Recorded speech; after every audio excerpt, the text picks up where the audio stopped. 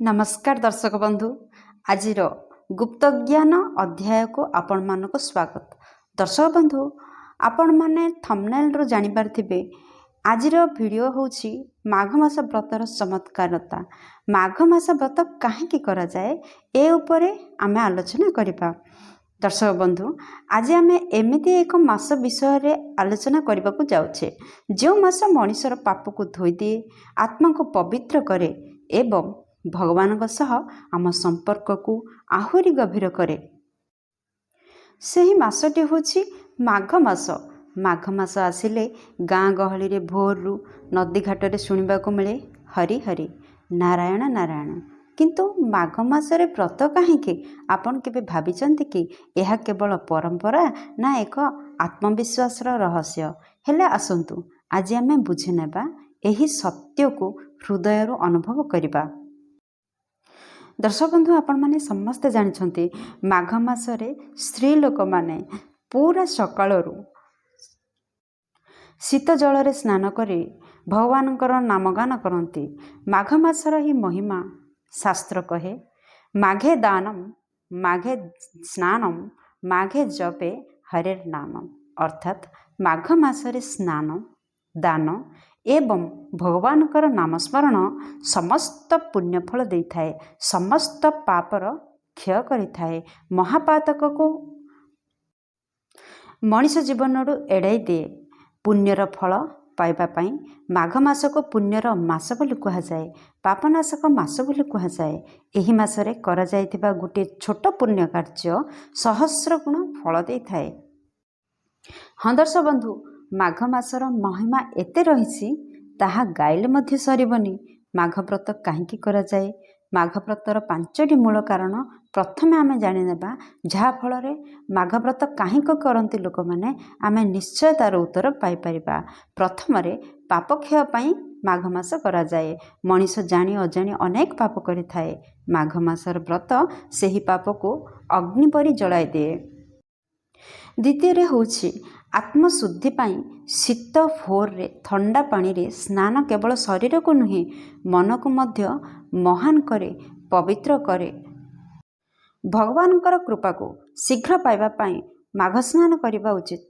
माघ मासरे भगवान विष्णु भक्तंक उपरे अत्यंत एवं शीघ्र प्रसन्न होती। सेथिपाई माघ व्रत करणीय। दुख कष्ट दूर करिया पाई मध्य माघ व्रत करणीय अटे। जो माने रोग दुख अभाव रे पीड़ित से माने जदि निष्ठारे माघ व्रत करती तेबे जीवन धीरे धीरे बदले। मोक्ष पाई मध्य माघ स्नान निहाती आवश्यक। शास्त्र कहे माघ मासरे जे सत्य मनरे व्रत करे तांको पाई मोक्षर द्वार खोली जाए। माघ मास भली पवित्र मास पाई अनेक पौराणिक कथा रही, अनेक पौराणिक गाथा रही। गोटे गाथा शुणा। पुराण रे गोटे हृदयस्पर्शी कथा रही जे गोटे वृद्धा महिला प्रतिवर्ष माघ मासरे नदी दल स्नान करुथिले। तांको पाखरे नाई धन नथिला, नाही आडंबर किछि भी नथिला, केवल भगवान को उपरे तांकर भरोसा थिला। भगवान विष्णु तांको भक्ति रे प्रसन्न होई तांको मोक्ष देले। एही ठारो शिक्षा मिले जे भक्तिर मूल्य धन रे नुहे हृदय रे थाए। आजिर जीवन पाई शिक्षा आज आमे मोबाइल टंका आडंबर रे हजि जाइछु। माघ मास आमको शिखाए सरल जीवन किपरि यापन करिबा, सत्य और भक्ति किपरि हृदय रे रखिबा, धैर्य किपरि धरिबा, नम्रता किपरि आमको महान करि थाए। माघ व्रत केवल उपवास नुहे, एक आत्मिक आध्यात्मिक यात्रा अटे। माघ मासर व्रत जदि आपनक जीवन रे दुख अछि, अशांति अछि, अंधकार अछि, तेबे एही माघ मासरे गोटे दीप निश्चित भाव में भगवान का आगे जलंतु। तापरे आपण निहाती हृदयरू कहिबे जे हे भगवान मते ठीक पथ देखांतु। भगवान निश्चय शुणिबे। दर्शक बंधु जदि आमे माघ मास विषय रे किछि कहिबा ताहाले माघ मास व्रत परंपरा नुहे, यह होछि आत्मार आह्वान। जड़े माघ व्रती महिला थिले माने माघ मासरे माघ स्नान करुथिले। से किपरि दिने देवता मानकर ଅପଚେଷ୍ଟା ଉପରେ ବିଜୟ ଲାଭ କରିଥିଲେ ଏବଂ ମନୁଷ୍ୟଙ୍କ ଭକ୍ତି ଆଗରେ କିପରି ଦେବତାମାନେ ନଇଁଗଲେ, ମାଘବ୍ରତୀଙ୍କର ଚମତ୍କାର ଫଳ ଉପରେ ଦେବତାମାନେ କିପରି ହାର ମାନିଲେ ତାହା ଜାଣିବା। ଶ୍ରୋତାବନ୍ଧୁ, ଏହା ଜଣେ ମାଘବ୍ରତୀଙ୍କର ଏମିତି କାହାଣୀ ଯେଉଁ ମାଘବ୍ରତୀଙ୍କ ପାଇଁ ଇନ୍ଦ୍ରଙ୍କର ଅହଙ୍କାର ଭାଙ୍ଗିଲା, ନାରଦଙ୍କର ବୀଣା ନୀରବ ରହିଗଲା ଏବଂ ବ୍ରହ୍ମା ନିଜେ କହିଲେ, ମାଘବ୍ରତ ହେଉଛି ମନୁଷ୍ୟଙ୍କର ସର୍ବଶ୍ରେଷ୍ଠ ତପସ୍ୟା। ଦର୍ଶକ ବନ୍ଧୁ, ସେ ବିଷୟରେ ଆମେ ଆଲୋଚନାଟିଏ କରିବା।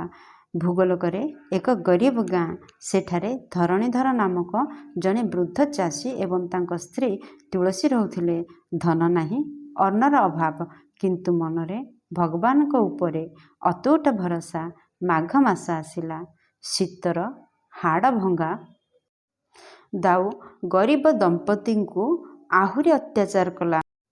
କିନ୍ତୁ ଧରଣୀଧରଙ୍କର ସ୍ତ୍ରୀ ତୁଳସୀ ଭୋରରୁ ଉଠି କହିଲେ, ହେ ପ୍ରଭୁ, ଏହି ମାଘ ମାସରେ ମୋର ଦେହ ନୁହେଁ, ମୋର ଅହଙ୍କାରକୁ ତୁମ ପାଦ ତଳେ ଦେଉଛି। ଦେବଲୋକର କମ୍ପନ। ସେହି ସମୟରେ ଦେବଲୋକରେ ଅଦ୍ଭୁତ ଘଟଣା ଘଟିଲା। ଇନ୍ଦ୍ରଙ୍କର ସିଂହାସନ ହଲିଲା।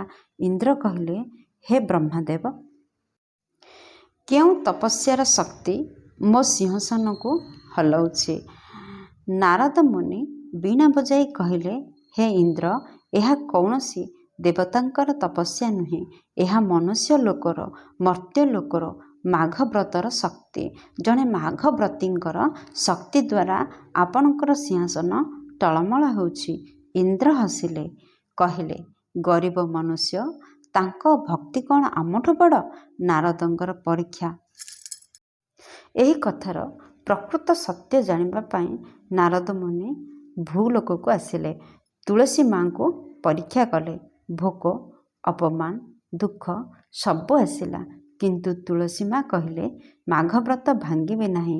ଭଗବାନ ମୋ ପରୀକ୍ଷା ନେଉଛନ୍ତି। ନାରଦଙ୍କ ଆଖିରୁ ଲୁହ ବାହାରିଗଲା। ଇନ୍ଦ୍ରଙ୍କର ଅହଙ୍କାର ଭଙ୍ଗ ହେଲା। ଇନ୍ଦ୍ର ରୁଷ୍ଟ ହୋଇ ବର୍ଷା ବନ୍ଦ କରିଦେଲେ। ଗାଁରେ ଦୁର୍ଭିକ୍ଷ ଘଟିଲା। ତୁଳସୀ ମା ନଦୀ କୂଳରେ ବସି କହିଲେ, ହେ ପ୍ରଭୁ, ମୋର ଦୁଃଖ ନାହିଁ। ଲୋକଙ୍କର ଦୁଃଖ ଦେଖି ମୋର ହୃଦୟ ଭାଙ୍ଗି ଯାଉଛି। ଆପଣ ସାହାଯ୍ୟ କରନ୍ତୁ। ସେହି ମୁହୂର୍ତ୍ତରେ ଭଗବାନ ଚିନ୍ତା କଲେ କ'ଣ ଏବଂ ଧ୍ୟାନ କଲେ କ'ଣ କ'ଣ ତାଙ୍କ ଭକ୍ତ ତୁଳସୀ ସହ ଘଟିଛି। ସେହି ମୁହୂର୍ତ୍ତରେ ଆକାଶ ଗର୍ଜି ଉଠିଲା। ଇନ୍ଦ୍ର ଭୂମିରେ ପଡ଼ିଗଲେ। ଭଗବାନଙ୍କର ଦିବ୍ୟ ଆଖ୍ୟା। ଭଗବାନଙ୍କର କଣ୍ଠଧ୍ୱନି, ହେ ଇନ୍ଦ୍ର, ଶକ୍ତି ସିଂହାସନରୁ ନୁହେଁ, ଶ୍ରଦ୍ଧାରୁ ଜନ୍ମିଥାଏ। ଭକ୍ତି ସେପରି ସିଂହାସନରୁ ନୁହେଁ, ଶ୍ରଦ୍ଧାରୁ ଜନ୍ମ ନେଇଥାଏ। ମାଘବ୍ରତ ହେଉଛି ଯେଉଁଥିରେ ମନୁଷ୍ୟ ନିଜକୁ ଭୁଲି ଭଗବାନଙ୍କୁ ସ୍ମରଣ କରେ। ତାହା ହିଁ ହେଉଛି ପ୍ରକୃତ ମାଘବ୍ରତ। ବ୍ରହ୍ମା କହିଲେ, ଆଜିଠୁ ମାଘବ୍ରତ ସମସ୍ତ ବ୍ରତର ଶିରୋମଣି, ସବୁ ବ୍ରତଠାରୁ ଶ୍ରେଷ୍ଠ ଅଟେ। ଶେଷରେ ଭଗବାନ ଦୟା କଲେ। ବର୍ଷା ହେଲା। ଗାଁ ବଞ୍ଚିଗଲା। ତୁଳସୀ ମା ନମ୍ର ହସରେ କହିଲେ, ମାଘବ୍ରତ ମୋତେ ଭଗବାନଙ୍କୁ କେବଳ ଦେଖାଇଲା ନାହିଁ, ଭଗବାନଙ୍କୁ ମୋ ଭିତରେ ଜଗାଇ ଦେଲା। ହେ ହରି, ଆମକୁ ଧନ ନୁହେଁ, ଶ୍ରଦ୍ଧା ଦିଅ। ଆମକୁ ସୁଖ ନୁହେଁ, ସହନଶୀଳତା ଦିଅ। ହରେ କୃଷ୍ଣ ଏସବୁ ନାମ ଉଚ୍ଚାରଣ କରି ସକାଳୁ ମାଘ ମାସର ଶୀତ ଜଳରେ ସ୍ନାନ କରିବା ଦ୍ୱାରା ଆପଣ ନିଶ୍ଚୟ ଭାବରେ ମାଘବ୍ରତର ଫଳ ପାଇପାରିବେ। ଯଦି ଆଜିର ଏହି ପବିତ୍ର କଥା ଆପଣଙ୍କ ହୃଦୟକୁ ଛୁଇଁଥିବ, ତେବେ ଜାଣନ୍ତୁ ଭଗବାନ ନିଜେ ଆପଣଙ୍କୁ ଡାକୁଛନ୍ତି। ମାଘ ମାସର ଏହି ପବିତ୍ର ବ୍ରତ ଆପଣଙ୍କ ପାପକୁ ନାଶ କରୁ, ଆପଣଙ୍କର ଜୀବନକୁ ପବିତ୍ର କରୁ ଓ ମୋକ୍ଷ ପଥ ଦେଖାଉ। ଏପରି ଭକ୍ତିମୟ କଥା ପାଇଁ ଆମ ଚ୍ୟାନେଲକୁ ସବସ୍କ୍ରାଇବ୍ କରନ୍ତୁ, ଭିଡ଼ିଓକୁ ଲାଇକ୍ କରନ୍ତୁ ଓ ସେୟାର କରନ୍ତୁ। ମାଘ ମାସର ପବିତ୍ର ପୁଣ୍ୟ ସମସ୍ତଙ୍କୁ ମିଳୁ। ପୁଣି ଦେଖାହେବା ଅନ୍ୟ ଏକ ଧାର୍ମିକ ଆଲୋଚନାରେ। ସେ ପର୍ଯ୍ୟନ୍ତ ରହୁଛି। ଜୟ ଜଗନ୍ନାଥ। ଦର୍ଶକ ବନ୍ଧୁ, ଭିଡ଼ିଓଟି ସହିତ ଲାଷ୍ଟ ପର୍ଯ୍ୟନ୍ତ ରହିଥିବାରୁ ଆପଣଙ୍କୁ ପୁଣି ଥରେ ବହୁତ ବହୁତ ଧନ୍ୟବାଦ। ଗୁପ୍ତ ଜ୍ଞାନର ଏହି ଅଧ୍ୟାୟର ଶେଷ ପର୍ଯ୍ୟନ୍ତ ଆପଣଙ୍କର ସ୍ଥିତି ଥିବାରୁ ଆପଣଙ୍କୁ ପୁଣି ଥରେ ଧନ୍ୟବାଦ। ଦର୍ଶକ ବନ୍ଧୁ, ରହୁଛି। ନମସ୍କାର। ଜୟ ଜଗନ୍ନାଥ।